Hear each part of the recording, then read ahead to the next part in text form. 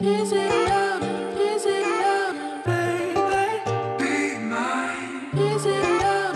Is it complicated? Be mine. Love. I should've never. I'm Chaka Nyathando. I don't know why he likes giving it like the short version. You finish it. Okay. My name is Chaka Nyathando. Yes, I love his name very much, so I make sure he finishes it. And I'm Esther Nyathando.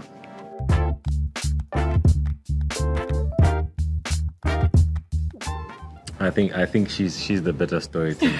Right. So. Okay. Well, the very first time we met was at a place called Bittersweet Poetry. And it was just a platform for poets and singers to just, mingle and just share their talents. And I remember that day I was doing something with a friend of mine. We called ourselves Beautiful Noise. And I would sing and she would do poetry. So just having fun, just growing, getting to know the stage. And I remember we sang Summertime. Mm-hmm. It's a classic song. I sang Summertime. Mm-hmm. And he gave us a standing ovation. I didn't even know that he was in the audience. I was like, Pompi! Wow! Yeah. So it was really huge for me because that's the first time I was meeting him and I was a huge fan already. I remember about 2 years or so before that, he had just converted to Christianity, which I absolutely loved. And so officially, that's when we met. And we just became friends in the industry, in the ministry. And 2020, things got, like serious. Like, oh, okay. Like, I see you. And that's when we got closer. We started hanging out more. We started coffee dates. Though he's more of the coffee guy. I'm like smoothies and cold beverages. And that's how we got closer. Started the walk, courtship, and yeah, we're now married. No, I think it's her personality. I know I'm an introvert. I always knew I was going to marry an extrovert because I knew that 2 introverts in one house is not healthy. No, it's not. And 2 extroverts is not healthy either. And 2 extroverts is not healthy. So, yeah, I always knew I'm going to marry an extrovert. And, yeah, I loved her. Yeah, her fear of God and her personality. She's a loving person. Actually, both of us found each other at a time when we were not even... we almost gave up on relationships in a way. Yeah. She wanted to marry an Italian. I was also... I was set. Yeah. I was doing my research. Where are Italians found in Zambia. I'm out.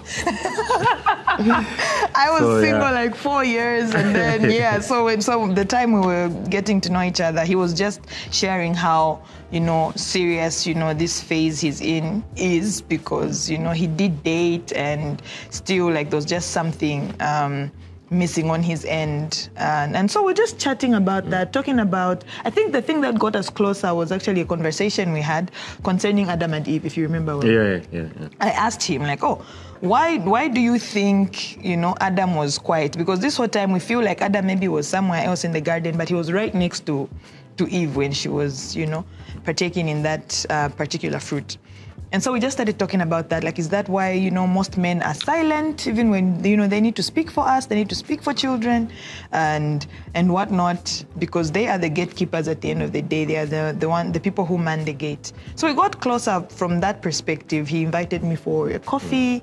We chatted at Gourmet for like hours. The time we're about to leave, I think our cars were the only ones in the car park. And then my car had a problem, but it managed to reach me home. I was still at mom's.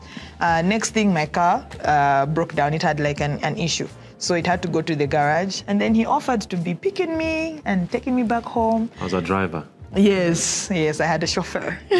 And I think that was maybe just how intentional God was even with our relationship, because we got to know each other at that point like a bit deeper than the Pompi I see, the Esther he sees on stage. Yeah.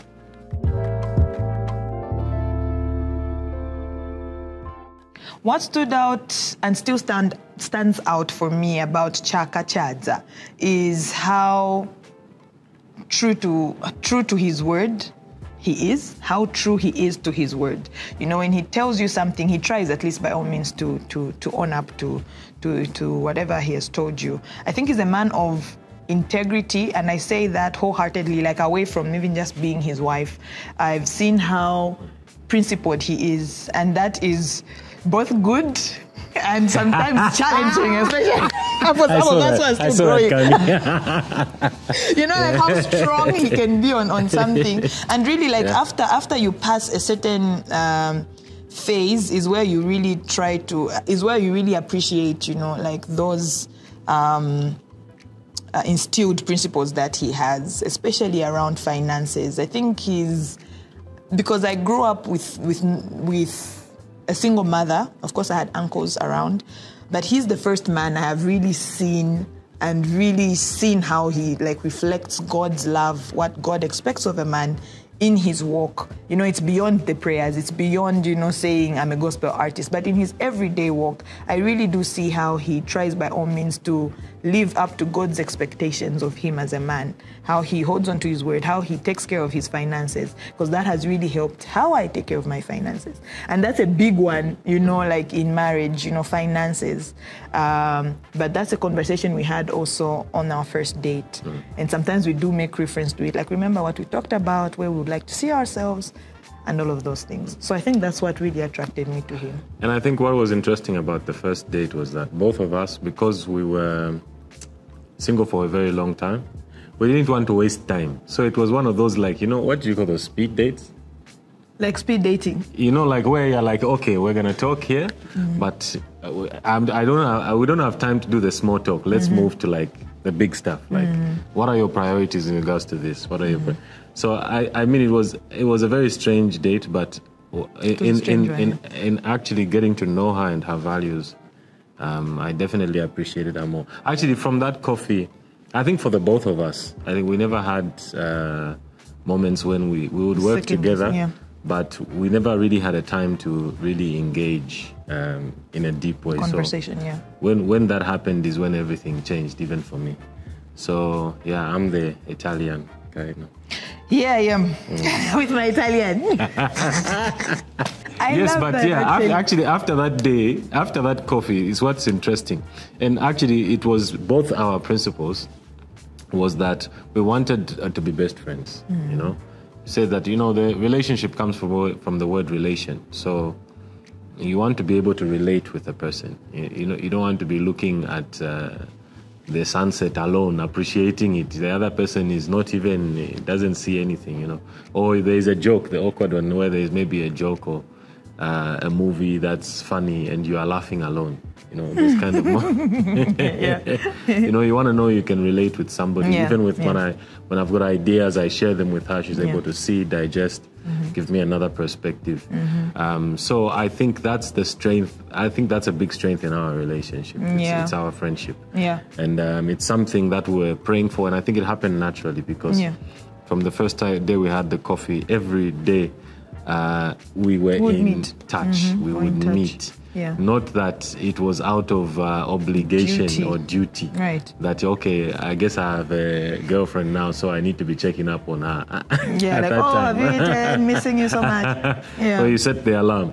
You know, it was just a natural thing. So I think that's was the strength of it and the foundation of how we met. I've always been a fan, so I knew his lyrics. I knew his lyrics to pre-Christian and post-Christian.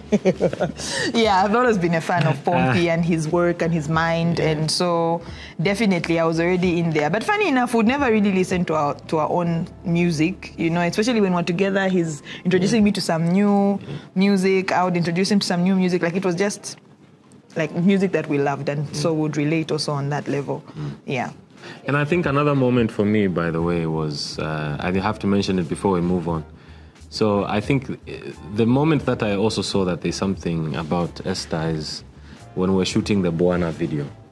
I always talk about it because me and Magnus, as in the woman worked that day. As in, I was watching and thinking, wow, this woman really loves what she does, and she really worked. So, I mean, I really feel hard work and just work. As a gospel artist, I even know, we always talk about it, that we need to work even 3 times harder than secular artists. You know, so it's something that I appreciated in her.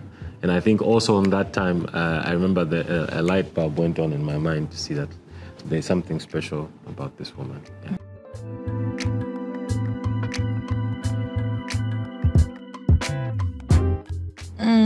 Yes, so if you remember quite well, we were very, what's the word? Intentional about, letting the public know. Of course, we had our families know. I met his family, he met my family, he met my friends, I met his friends. And it was really just such a beautiful space. We got a chance to know ourselves for ourselves, not because of the public, not because, now the public knows we have to make this work, that type of thing. And so even when we let the public know, we were ready to have it public.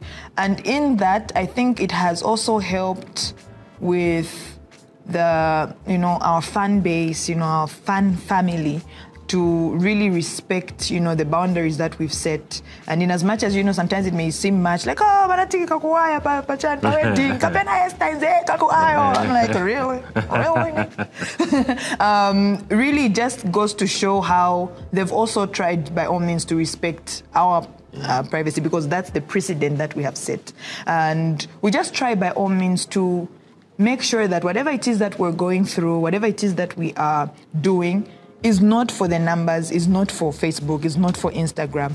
It really is for our reality. We always talk about it and help ourselves be sober to that fact that we should never find ourselves trying to do something to impress the audience. Because one of the things we're told by his cousin that has stood by me, it has always been ringing in my mind, is how she said, always remember that if you live by their cheers, you die by their boos. And we never want to be in that space, because people are funny. We are all funny people, we are funny creatures, because today I may be celebrating you, next day I'm your worst enemy, So we just try by all means to make sure our home is safe, home is protected, and we are safe, and our friendship is, blossoming away from the public eye. It was quite something. There's ladies who don't like me up to now, I'm sure, because, he got my mans.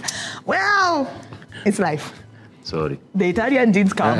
I had to go for punk. Yeah. Useless. And I'm sure vice versa. But of course, I'm sure it's different for guys, because they just, move on. But really, you just need to understand where you are, the importance of investing in what you have. And because we knew from the very beginning, this marriage is beyond us. It's more of ministry. It's more of God, and the kingdom. Yes, so that is where we're at.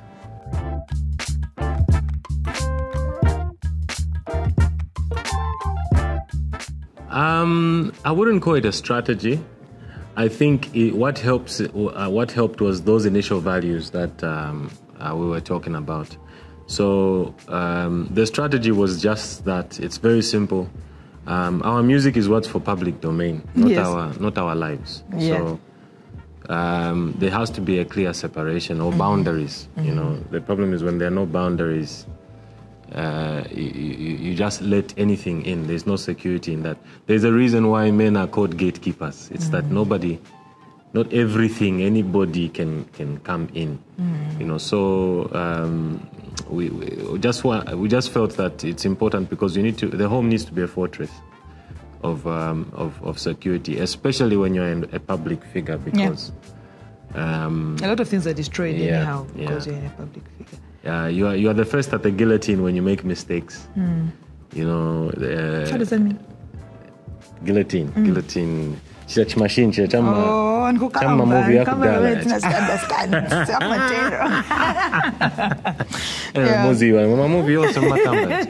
Okay, so I think usually we are, public figures, they're very vulnerable, very vulnerable. So we knew that both of us being public figures, it's very important that we set up boundaries from the foundations of our relationship. Yeah, so that's how, because I remember when we made it kind of public was when initially we posted photos. He posted his and I posted mine, and we're at the same place. And already things like, hey, hey, what's happening? Yeah. And we knew, like, okay, like people are quite predictable sometimes. But of course, from there, that's when now we made that post where he was holding the April album, and I think that's when now people are like, oh, okay, it's like these two are dating or in courtship, and yeah, that's how we announced.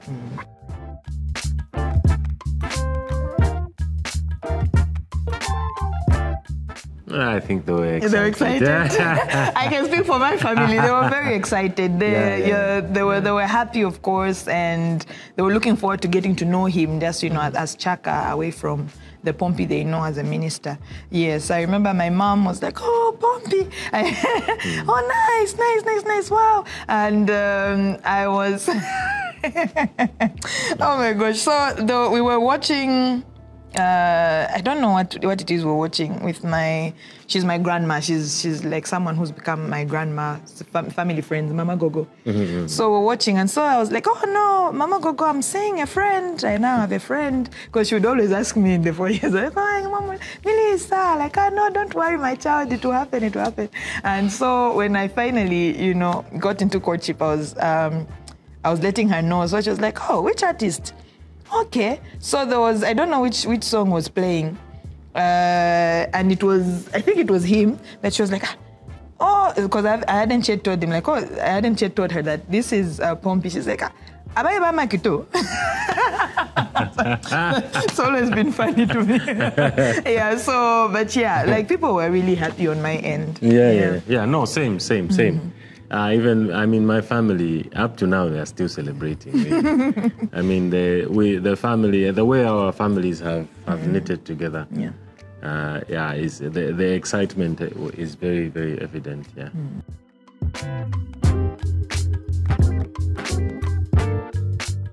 So for the engagement, Tina Bunkana. So I was planning a surprise birthday party for him. He was planning to engage me on his birthday. So we both confided in my sister-in-law, Nasana, who lives in the UK. And so I think it got too much for her. She had to now let go of one secret. So she was like, a birthday is okay, but the engagement, of course, I have to keep as private as possible. So that's how she had to tell him that, look, she's planning a birthday party for you, so just act surprised, but you can tell afterwards that you knew. Because I really worked hard to make sure that it's a surprise. And so it really worked well, because at the end of the day, our close friends, some of our family members were actually there. And so when it happened, it was still just in the space of like safety. Yeah. So people did take photos, but did you make an announcement? we actually had signs. Like no, that's at the wedding, not at the engagement. At the engagement. Yes. Oh no. I think I don't know. I think we told them that we wait for you to post about it and me to post about it. Yes, actually, in the morning. Yes. That's what happened. Yeah. Yes. So initially, before that, he had already spoken to my parents, and he had already asked for permission from them. He had told his parents, and I think he had told Reverend Bruce as well. And immediately after we got engaged, he even called Reverend and said, "Oh, I've done it," and yeah, so I think when we now made the announcement the following day is now when it's spread. Yeah. It was not easy at all, because remember we were one of those couples that got married amidst the COVID. So we had COVID, we had the fact that we are two, brands, public figures coming together. It was very, very difficult. First of all, the list of people who are going to come, when it's going to happen, because we had to incorporate, family that was away, especially like for Nasana and my brother-in-law, Shamiso, and Zahara, and other family members. So we had to make sure that whenever it is we're getting married, at least as many people as possible who are close are considered.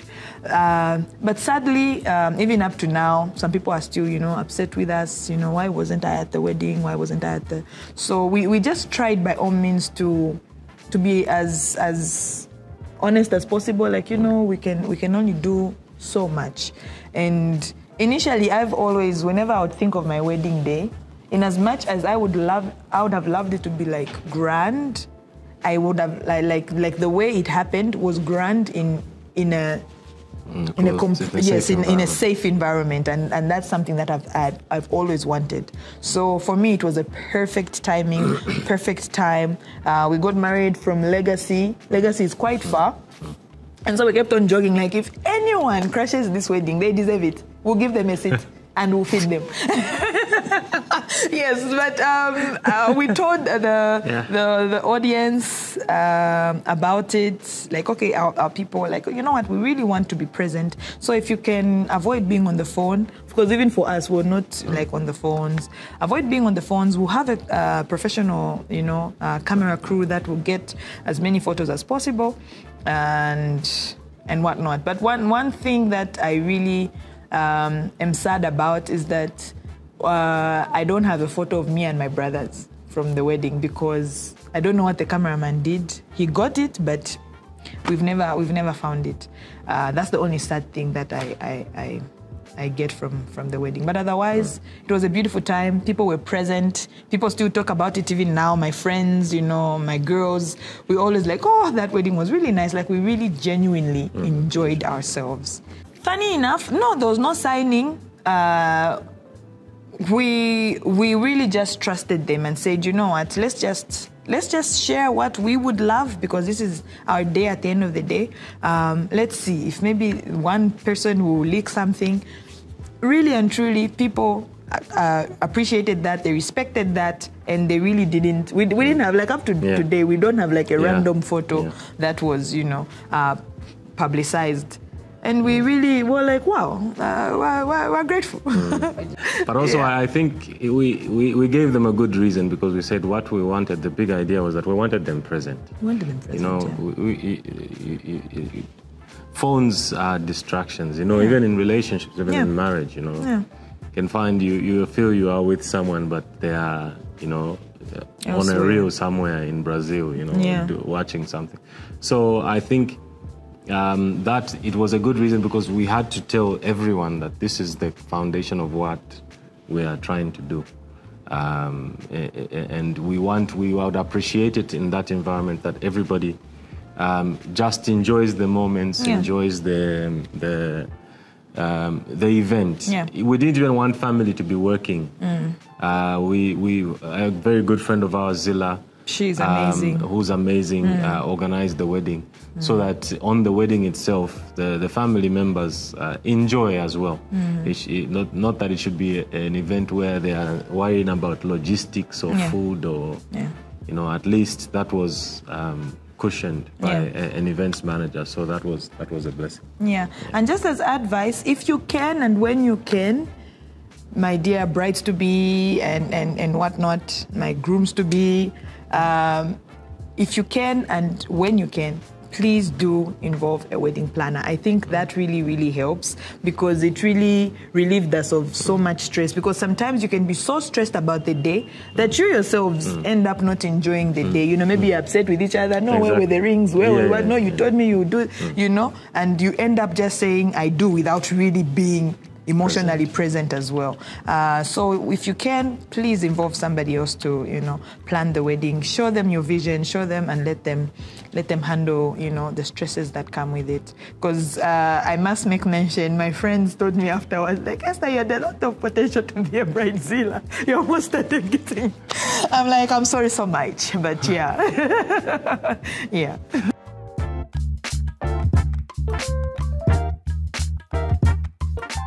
Hey, no, that moment, it was an amazing moment. I mean, it was like an answer. It was like a God moment for me, because I was starting to, even my family started to get worried. Like, I mean, why can you find somebody? You're just because for 4 years being single, I think is quite a lengthy time. So I think my family definitely was very excited with me. My nephew actually cried, I think, when he that moment. You remember Asha? Asha, yeah. That moment she was walking down the aisle.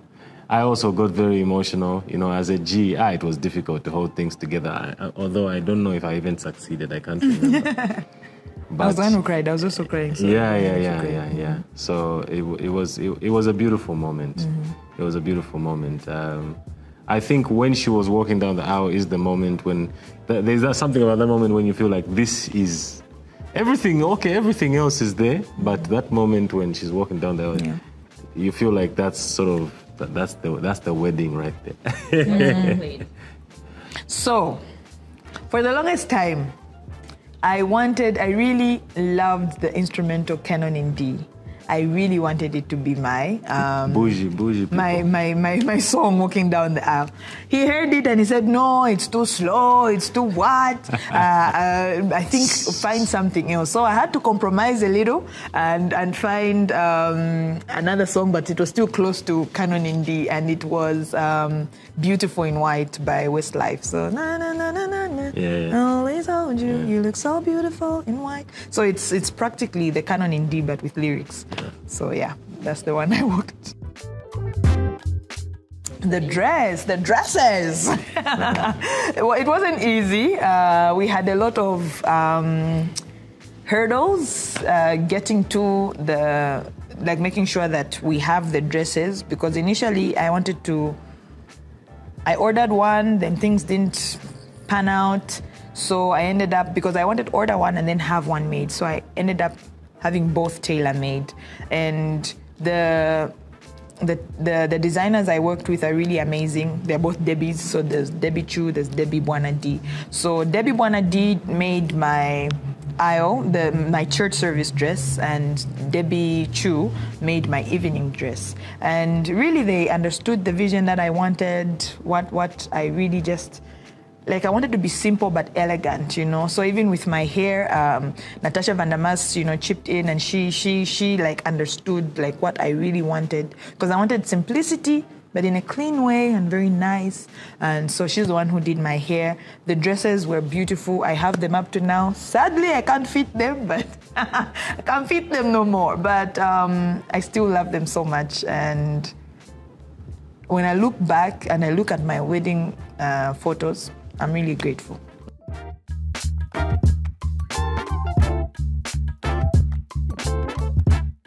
I think for me it was...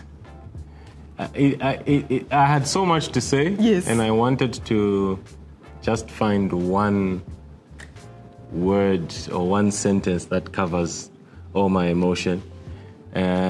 So actually in that moment, I basically said, "I found you." And I think there's a lot of meaning behind that, because obviously finding means that it's not something that's easily accessible, or something that you haven't experienced before. And I think that's what I found in Esther. I think she's a phenomenal woman. So the search was worth it. Yeah. Yeah, I'm grateful. Yeah. I remember during the exchange of vows, I had so many things to say. I was as poetic as I could have been, But immediately he said, "I found you."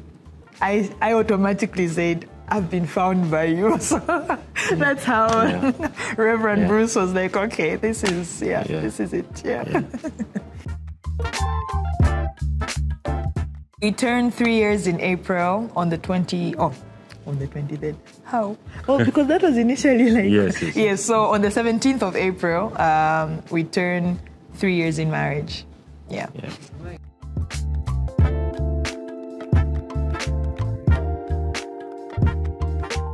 Right. I think from the very beginning, I've been, with my personality, I always know what I want. And I always, when I stand for something, I try by all means to stand by it. Like the young people are saying, stand on business. I stand on God.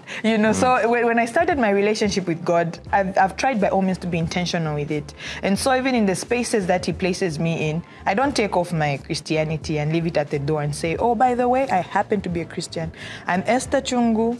Nyathando, who's a born-again Christian and does da-da-da-da-da-da, you know? And so I try by all means, be it the TV space, be it the music space, the media space, whatever it is that God places in my hand, I represent him with that. And so even when it came to a place where, you know, I had to make that choice, I definitely had to stand by what I believe in. And I think that has helped, you know, maybe one or two people out there to really understand that, you know, okay, Esther Chungu is really serious about her walk with God. You know, not that I'm trying to prove anything, but really even for me, that was quite something. And it was very big because I really just said, God, it's you at the end of the day. I do not want to compromise you. It's so funny, maybe I should share this. A friend of mine just recently told me there's a boardroom that she entered in, and she was asked like, oh, are you a Christian? Then she's like, oh, yes. And then she was like asked, are you a Christian, like Esther Chungu, you know, like, because like she, so she just shared that with me. And when she was sharing that with me, I almost got, you know, offended, like, oh, what do you mean by Christian? Like, aren't we all Christians? But she was just encouraging me and saying, whatever it is you're doing, you are representing God. And sometimes you forget because maybe you're in that battle, and sometimes you forget. But really and truly, that has also grown me, that experience. In as much as it was like such an ugly time, you know, emotionally, it has really helped me to understand the fact that I will stand for God, you know, whether it means me losing friends, me losing some followers, it's all right. At the end of the day, it's a narrow road that we're taking. We're never meant to be the popular ones, right, as born-again Christians. And if that's what we're trying to contend for and, you know, fight for, then we have it all wrong. Ours is the mandate to share the gospel. Jesus Christ died for you on the cross of Calvary. He rose again from the dead to reunite you to, you know, to God's love and to your Creator. And that is the gospel. Love God. And if we're not doing that as born-again Christians, then we're not doing our mandate. So whatever space that you find yourself in, if you're maybe watching this and, you know, you find yourself trying to maybe compromise something, compromise your faith, then really and truly there's some growth that needs to happen in that. We're all growing every day, you know. Just because Esther stands for this doesn't mean, oh, Esther is putting herself on a pedestal. That's when I even need God more, you know. Realizing like really without him, you are literally nothing, and you can mess things up anytime. But always growing, just one day at a time. You know, you wake up and you say, God, I choose to live for you today. God, I choose to live for you today. You sleep, you get up. You sleep, you get up. Yeah. I felt cyberbullied. I felt bullied. I felt, you know, at some point I even almost felt, you know, left by God. It's like, you know, like, God, like, where are you? But in that same space, I'm really grateful for him because he really held my hand.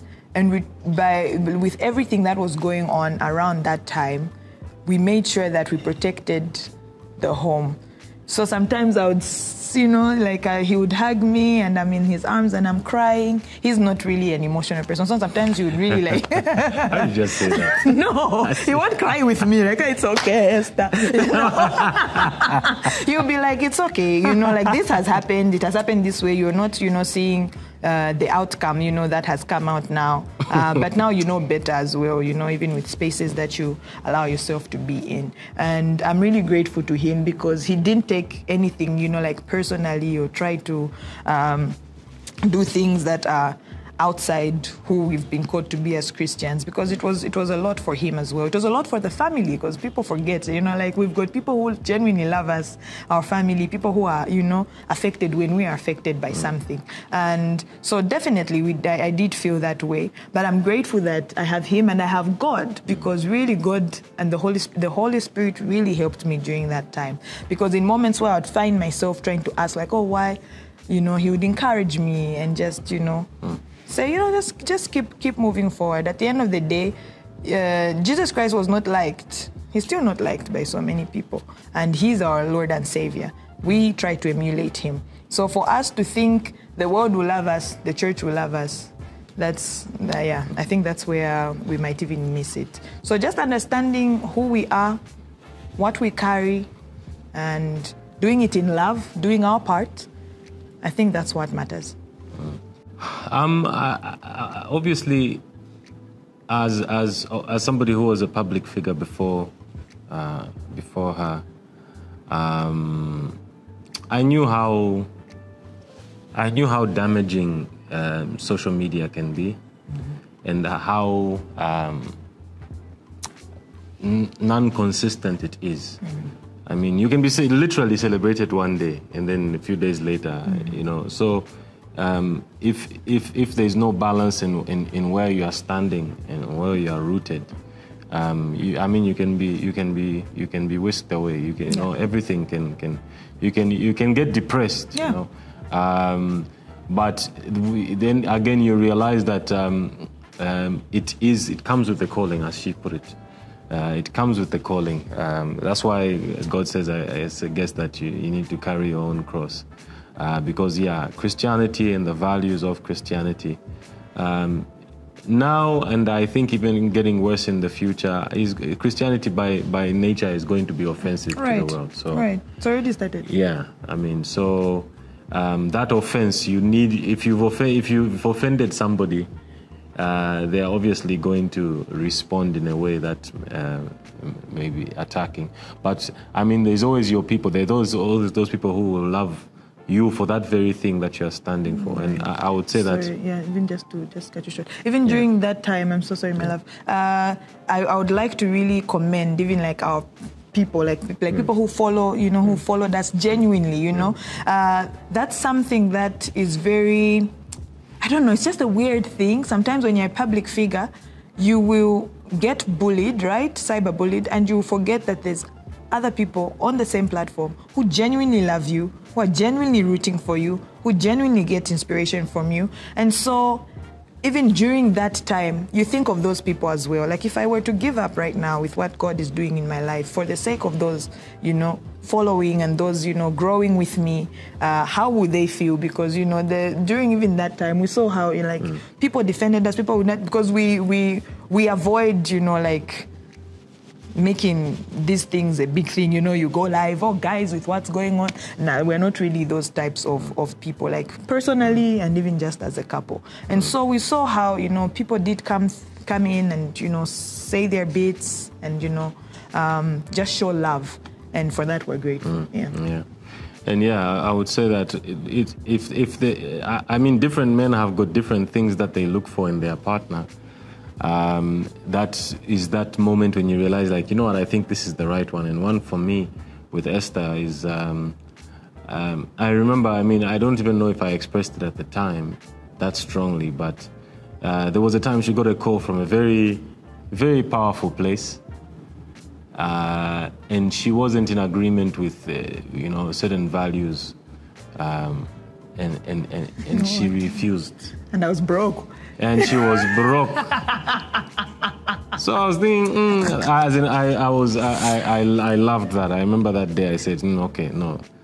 Then, because that, if you are that kind of a person, it means you are not. I mean, my first album was themed around that you should be grounded, you should be rooted. Right. You shouldn't be just swayed anyway, because the world is sort of just moves with the trends, moves with the waves. But you know, you need to be able to stand by what you believe, and I think it's one of the things I value so much about. Thank you so much. And please allow me to say right back at you, because I know of moments where you've turned down like really good money, and but it's broke. Compromise. And it's always in the wilderness. It's always in the desert. The devil. The devil. He's been here longer than us. Yeah, but really I've seen him turn down so many, you know, things that would be deemed as great opportunities, you know, like, so you can easily enter a space where you're convincing God, like, this is from God, you know, but you know very well that this is not and God, from God. This can build your because kingdom. God, imagine. It's about your people, you know, but really it's compromising at the end of the day. And I've seen him and how he has held on to his own values and, you know, turned down, you know, money's opportunities that would have maybe had him touring maybe Europe by now. But that goes to show, even just in the background, for anybody who may be watching, and you know, sometimes sometimes things feel like, hey, it was just overnight. You know, like, hey, Esther Chungu is doing this, oh, Pompi is doing that. But sometimes we never really see the sacrifices being done in the background. And so I just want to encourage someone who may be watching this, and we know we're talking about how we met, but really even with your own personal walk with God, never find yourself compromising for the sake of paper, for the sake of, the name. Do your part, and I promise you, I'm currently reading Atomic Habits, so I'm always bringing it to our conversations. I promise you it will be worth it. It might seem like a little thing now, but really and truly, God never forgets. And as long as you're standing by God, you're standing for God, you might not even realize it, but He's using you greatly, in other people's lives. So don't compromise. Of course, I've seen God my whole life. I won't even lie. I grew up in a Christian home, and of course, I made my decision at 12 to be a born-again Christian. I was led to Christ by one of my favorite uncles, Pastor Debbie Musupila from Victory Bible Church. And I have not looked back. And of course, there's weaknesses, there's, moments where you fall. But I've never said, God, I let go of you. And so even with how long I've been walking with God, there's moments where spaces of whatever it is you've experienced, you really see God and you say, God, it's really you and me, and I'm committed to this walk. And I think what cemented it is really going to Bible school and truly, truly understanding God for who He was. Because even as much as I was a born-again Christian, I had a lot of misconceptions, about God. I had a lot of misconceptions about how He views me. And really, Rema Bible School helped me, to unpack those things and, instill the right biblical things and attributes about who God is, who the Holy Spirit is, who Jesus Christ is. And so that has really helped me, because I'm so grateful that I went even before. And I was really just prompted by the Holy Spirit. It was really just something that was upon my heart, like go to Bible school even before, this becomes a big thing. Go to Bible school, because I was just about to start really taking off my career in ministry, in music. So that foundation is what has helped me truly stand in those moments of serious storms. The foundation is very important, even just with the parable in the Bible. There was different foundations with different houses, and the one that was built on the rock really is what withstood the pressures of the weather. And really, it's about the foundation. What is it you believe, in your walk with God? Why do you believe in God, first of all? Is it because of His blessings? Because you feel, oh, God will bless me if I believe in Him, But is it from a place of reverence? Is it from a place of, God, even if I don't, something doesn't materialize as far as blessings and how we see them, I'm grateful that you sent your Son to die for me on the cross of Calvary. It's about me being united with you. Whether, people are for me, people are against me, I'm going to stand with you. I think that has helped me with my walk. I think for him, I don't want to answer for you, but really the experience you've had in, first of all, being on the opposing side is literally like a pole, pole, thing. Yeah, I think you can take it up from there. I think for me, it's because I saw the other side. And I think it was hollow. At least that was my experience. It was hollow. I didn't feel a sense of purpose beyond financial gain. I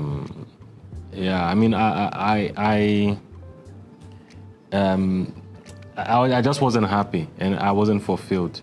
And I think when I got to that place is when I started even to entertain the idea of God, because obviously being an atheist, an atheist undercover, I would say, because obviously being in Zambia, being a Christian nation, you almost feel that everyone's born as a Christian, like they are born again. Yeah. So I did carry that, you can call it a scarf of Christianity at the time. But underneath that, I genuinely did not believe in God. But I think the journey and the encounters that I've had and being in the world and seeing that side, I feel God has walked me through a journey that had purpose behind it. So like now, obviously, I don't look back and envy that place.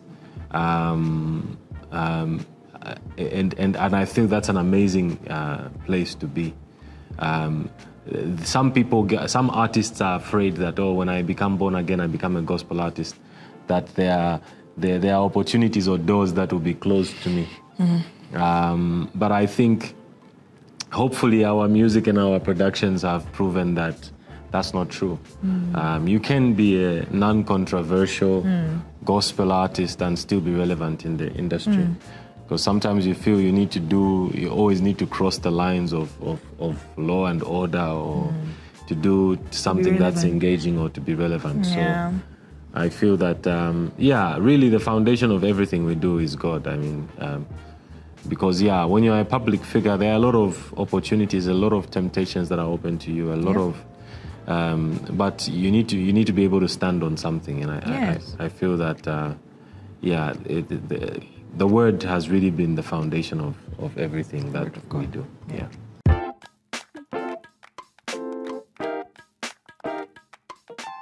Right, we are parents to one little cutie boy, our firstborn child and son, Malachi Chimwemwe Nyathando. Well, from social media, definitely. I won't say we felt the pressure, but they were pressuring us into, parenthood. When are you? Yeah, because I gotta just set that record straight. And it's so funny, like how entitled people feel, so we would find ourselves being tagged in things. Oh, when are you having a child? Oh my goodness, and we were barely even, we had just turned 1 year, we had our own plans for parenthood. We had our own pace, and we're grateful to even our family, our parents in love, my parents in love, our parents. My mother-in-law, my father-in-law, they never for a second asked, when are you having a child? Our siblings, they never for a second asked, like, oh, when am I having a niece? When am I having a nephew? Even like the people who are close to us, our friends.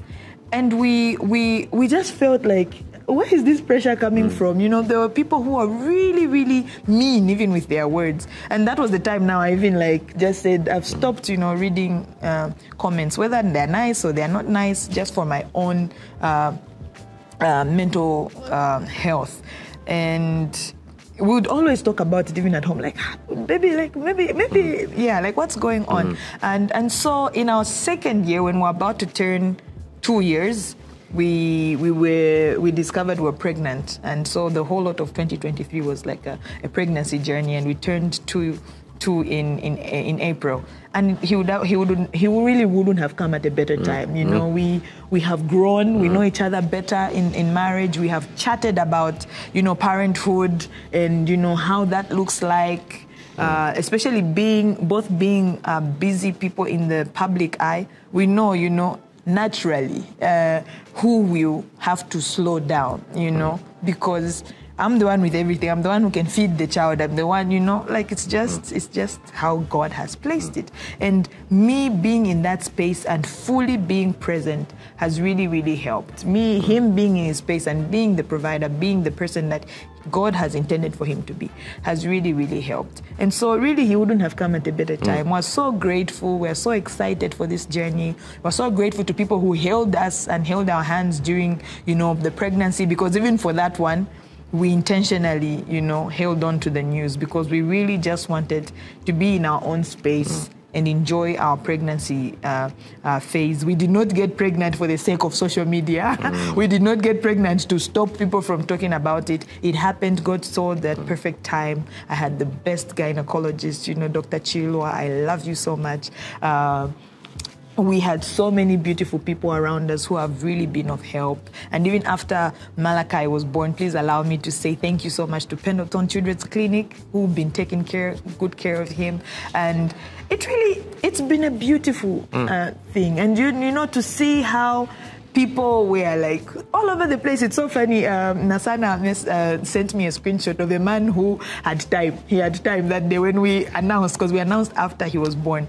So he tagged most of the women who used to say stuff, and he saw that they've said, congratulations. Like, you send people, you're the ones being funny, and then now you're saying congratulations. And really that just goes to show how, you know, weird people can be sometimes. So if you don't have your own backbone and you're hoping for a backbone from your friend, it really will be late for you.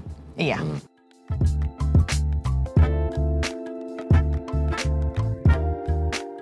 I almost felt like that's when ministry is going to start. Because like it's a beautiful experience, you know, and like. You know, the thing is, you know, when people talk about marriage sometimes, you know, they tell you, it's like before everything, there's wants to create like a philosophy of anxiety or somewhere. Because if you know, okay, maybe it's good because I wouldn't say marriage is not easy. It's not for children. It's not for children. But it's a beautiful thing. Yeah. You know, it's a beautiful thing. I mean, we've seen you know, each other grow. After the child is now here, both of us are changing slowly, and we can see it, we can feel it. And we are becoming different kind of people. Yeah, and that's very beautiful to see. I think I don't know if you want to add something. Yes, I think I'll just want to add on something that one of my good mentors, I consider her a mentor in my life, Ruth Moto, founder of My Perfect Stitch. She said, marriage is work, but marriage is good work. So even as you're entering this marriage, you know that it's work. You know, like everything is work. When you want to study, you know, it's a lot of work. You study to pass, you know, you're planning to do something. If you have to save to buy land, that's a lot of work. But it's worth it work. You know? Sevenza, exactly. Sevenza, put in There's that a drop word. right there. We have to drop it. You know, this platform can, you know, give us a few thousand. So, Sevenza, guys. We love you, RCB. We love you. Yes. So I think I've held on to that because even like all the time when we find ourselves in challenges, and I always say this, we come from very different backgrounds, you know, as parallel as can be, and it's like God just intentionally, you know, put us together. He comes from a home of stability. I came from a home of, you know, survival. You know, I came from a home that had a single mother, and she was sacrificing so much just for, you know, my siblings and I to be where we're at right now. And so being in the first year of our marriage, a lot of things, you know, had to break and be remade, you know, because we would find ourselves clashing for some things, you know, like as far as planning, you know, I come from a space of planning for the day, you know, like when the day is done, wow, great. You know, we're still here, God, we're grateful. He comes from a home of planning, you know, 1 month, 2 months, you know, in advance. And so finding our own rhythm now, you know, learning and unlearning things from, you know, where I've come from, you know, him understanding, you know, the spaces we're in, like that takes work. And really it has been a lot of good work, not giving up on each other, you know, not shipikisha, but things where, you know, because you're friends, you talk about it, you grow from it. One of the things I appreciate about our church, Mount Zion Christian Center, is how for the marriage counseling or the marriage ministry, we are encouraged to do what they call servicing. You know, like just because a car hasn't broken down does not mean you won't take it for servicing. So we'd always sit down, you know, with our pastors. They're now in Kabwe, but Pastor T and Pastor Chiwe, and just talk about, you know, things maybe that are on our hearts, things that we need to, you know, relearn, things that we need to talk about, things that are working, things that are doing great. Those things have really helped us. That journey has really helped us. And so to get to a place where we are now about to be 3 years in marriage, and looking back, there's been a lot of good work, work that is worth it. Yeah, worth it. Yeah. And I think one thing we've learned, even through the journey, is how, like, usually when people are like working, maybe at the office, got a big job, sits in boardrooms, the massive tables, planning out for the next 5 years, and they are all formal, with all presentations put together. So that type of seriousness sometimes is not necessarily applied at home. Sometimes home can be casual, with no intention behind, the agenda of the home and what's the vision of the home. So I think it's definitely been great for us, the church, Mount Zion. They really taught us. I remember one of our first marriage counseling sessions. Basically, they said that it was the question of what's your vision as a couple. What's your vision as your couple? We had to go separately and write down and see if we are on the same page. And I think that's very important, even when you are still in a marriage. To not just plan out your professional space, but even plan your home. Yes. And your leadership should also be displayed in your home. Exactly. Not only at work. Not only at work. I love that, because I think the home is what's most important, because that will reflect outside. I always joke about this. I always tell my girls about it. Like, every time we're passing different homes with Mr. Nyathando, when he sees like really nice gardening outside, he always says, "Pali leadership up." It's in the little things. You really see like, okay, Pali leadership up. And really, like, in as much as that may sound small, really how you take care of your home reflects even, wherever it is you go. It would be a shame for you to be celebrated outside and then at home, maybe Malachi doesn't know daddy, Malachi doesn't know mommy. But really being intentional, because yes, at the end of the day, there's different hats that we wear, but understanding when we're needed the most in those spaces really helps. And I don't know if maybe we'll be asked a question around this, so please do allow me to just talk about this. I feel, as the church, we need to protect marriage more, and we need to be more intentional about protecting marriage. Yes. When we talk about, spaces of intimacy, I remember even during that the talk show, there was another thing that went viral, where I was being asked about moments of intimacy with my husband, and I said, he's not here for me to be answering that. And really and truly, at the end of the day, we protect what we have. We should not cheapen what marriage is. We should not cheapen what intimacy is. There's so many people who are on social media, so many people who watch, the different shows that we are on. We have our nephews, our nieces.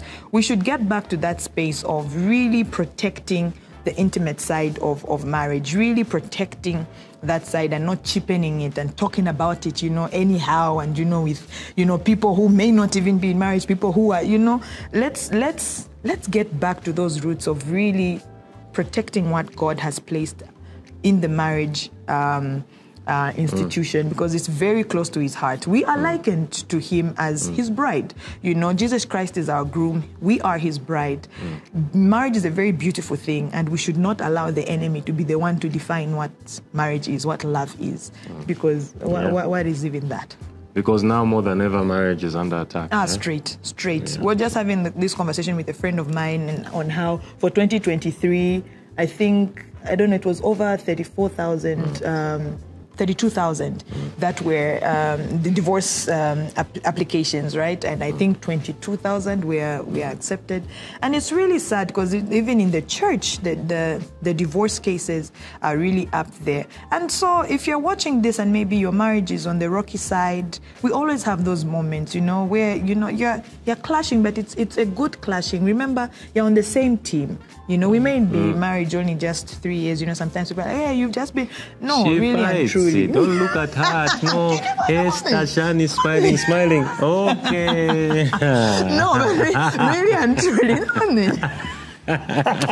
No, but really and truly, it's a good, a clashing. You grow, you get to know each other. Exactly. You're on the same team. You're not fighting Chaka against Esther. It's you together against whatever it is that the enemy may be trying to throw at you, or against whatever it is, maybe it's just you guys. So sometimes we rely on the devil, but really it's just things that we need to grow up in.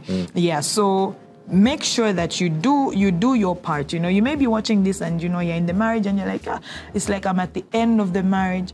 Marriage is a beautiful thing. Remember what you love about that person. Remember you were madly in love about that person. Days wouldn't go without you talking to that person. So there is something in him, there is something in her that you can still hold on to. And remember, it's God at the end of the day. That's something Pastor T would always tell us as well. When you're in the marriage, you're serving God. You're not serving Esther. You're not serving Chaka. You're serving God. And if you look at it that way, you'll find yourself genuinely, pouring out, not because Chaka did this or did not do this, so I won't do this, or I won't do. You're talking to God, when you're talking to your spouse. So how would you talk to God if it was God seated here? How would you talk to God if it was God seated here? I think that will really help even in how we preserve marriages. It's never easy, but it is worth it. It's such a beautiful thing, and please protect it. Yeah.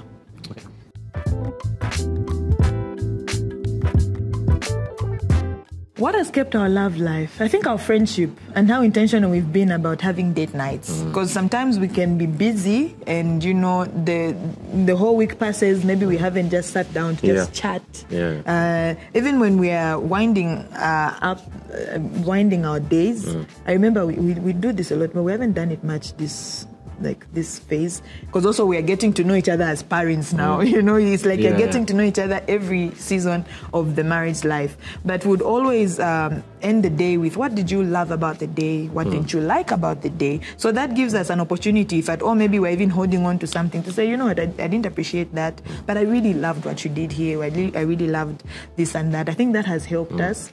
And definitely date nights. Please don't let go of moments of still dating each other within marriage. Have fun together. I know he's like more of an introvert. I'm an extrovert. I want to do loud things, but he's like, when it comes to adrenaline stuff, he really loves that. So just allowing yourselves to be individuals, even as you are together and are one in Christ. I think that has really helped us. Yeah. Maybe if I would add, I think just the friendship, obviously, because the friendship comes with the love. You laugh, we goof around a lot, and respect. I think we've got even when you fight, you need to know that the person is fighting fair. Yeah. There's fighting, but there's fighting where you wanna hurt a person, and there's fighting where you wanna just let them know how you feel, or that's kind of expression. It should be that once that happens, it's not taking it to the streets. You're not now pulling up gang signs because there's beef. It's as she said, you are on the same side.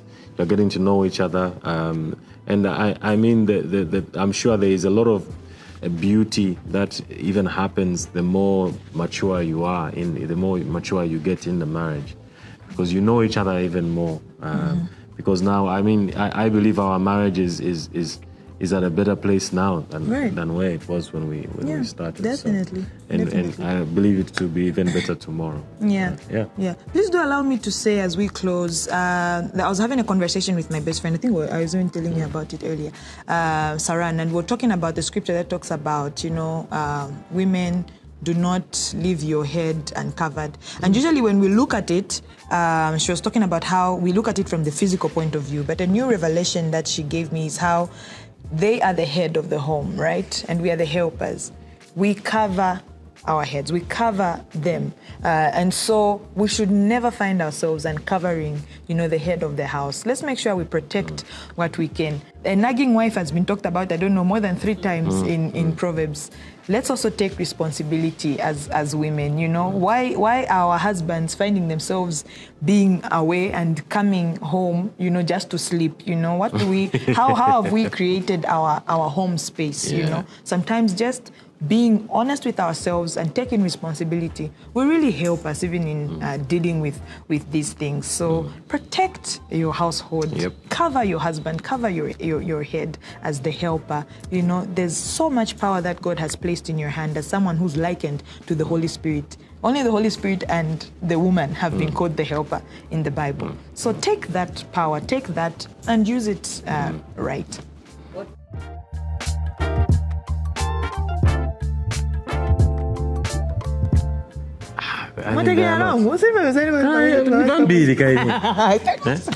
I think, I would say too, obviously, I think I love you and thank you.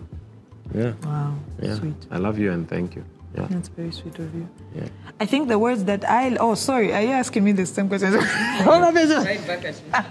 Thank you. I think the words that I really appreciate whenever he tells me, of course, I love you, and also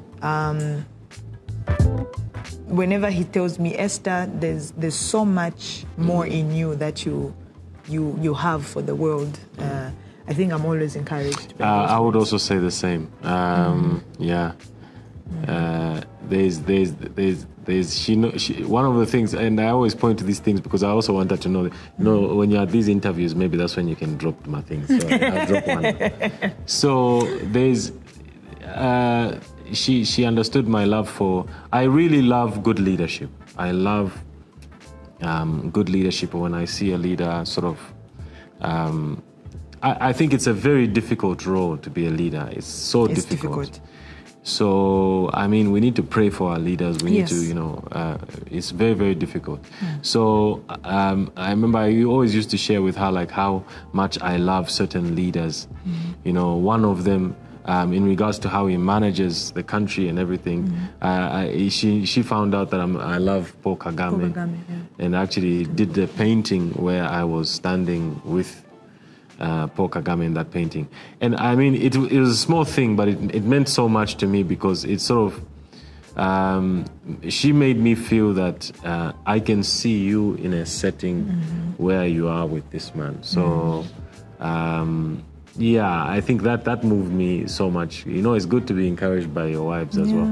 In fact, I don't think there's anyone who can motivate me or demotivate me more than my wife. It's more motivation with Esther, but yeah, it's a blessing. Yeah. Wow.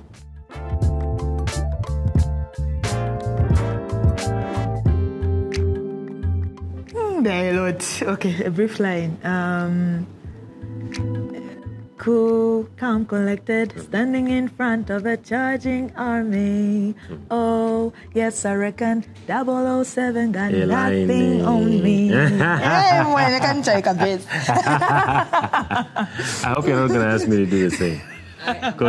Because that's the, I mean, can I do a Whitney Houston impersonation? I don't think so.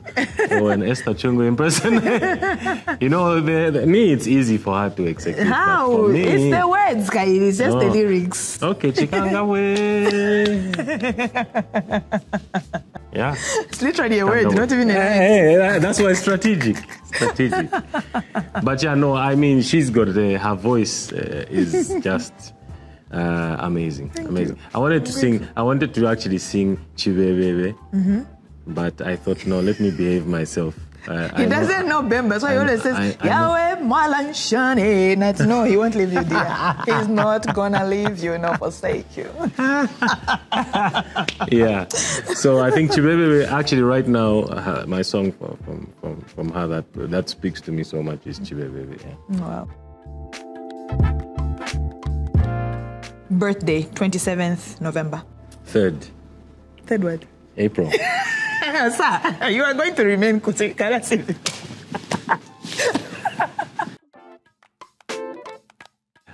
For her, so those are the things. Actually, we were talking about it the other day. So for her, birthdays are massive. Events, not say just birthdays. Yes, birthdays. Your Christmas, your birthday, your New Year's. She will have gifts like for New Year's. I think she got gifts for 1 month relationship. Oh, we're 1 month now. Let's celebrate. Even Malachi, the boy suffers. He's got the 1 month outfit, 1 month pajamas, my first 2 months, my first Christmas. So she's big on that. I'm not necessarily big on that. So sometimes even in the marriage, you get to a place where you actually forget how much this means to the next person. And then what happened is basically, I think the one that happened, I can even Olula.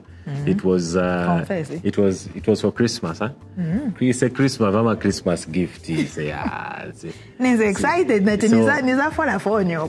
So when he phone is a gift, now I think she was waiting for a response. Oh, good night, baby. It's a Christmas gift. Guy dinner and a gift. Yeah. The gifts we thought it's just Valentine's, okay, and those surprise ones, once, But yeah, now I realize that, okay, so like she wants a lot of that family fun time, like, even some of the traditional holidays like Christmas, like Good Friday, all the different Independence Day. I think she's... I don't want a present on Independence Day. No, not on Independence, not a present, but like I've realized with you... it means a lot. You sort of...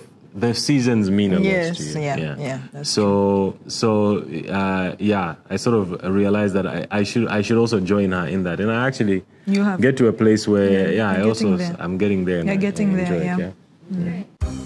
What are we doing again? My name is Esther. Oh, okay. Cool. You ready? Yeah. Hello, my name is Esther Nyathando. Hello, my name is Chaka, and you are watching... Hello, my name is Esther Nyathando. And my name is Chaka Nyathando. And this is how we met. My love, and you are watching, Kylie. No, and this is how we met. Hello, my name is Esther Nyathando. Baby.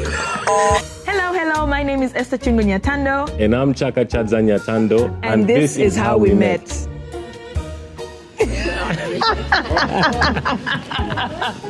Chaka Chadza.